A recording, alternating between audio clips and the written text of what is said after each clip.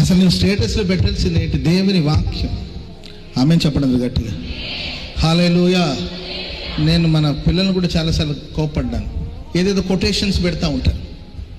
ఏంటండి వీళ్ళు ఏ ఫీలింగ్లో ఉన్నారు, వీళ్ళు కొంచెం ఏంటంటే కొంచెం ఎమోషనల్ అయిపోయి ఏదో ప్రాబ్లం, ఏదో సమస్యలు కూడా వెళుతునుకోండి, అప్పుడు దానికి సంబంధించిన దొరుకుతాయి అనమాట.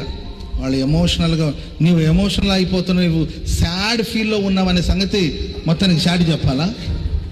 నీకంత సాడ్ ఫీలింగ్ ఉంటే ఒక గదిలో వెళ్ళి తలుపులు వేసుకుని ప్రార్థన చేయ, ప్రభా నేను సాడ్ ఫీలింగ్లో ఉన్నాను ప్రభా, నా ఫీలింగ్ను మార్చండి, నాకు సంతోషాన్ని ఇవ్వండి అని ప్రార్థన చేసుకోవాలి. కానీ వెంటనే స్టేటస్లో పెడతారు. ఈయన బాధలో ఉన్న సంగతి బజారంతా తెలియాలా?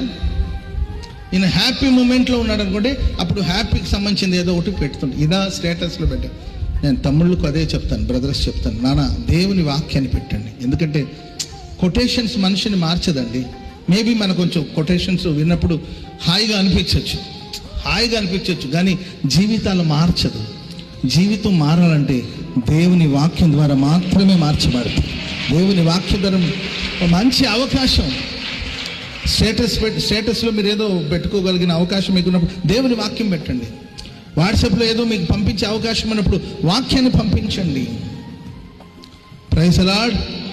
చెప్పండి గట్టిగా హల్లెలూయా.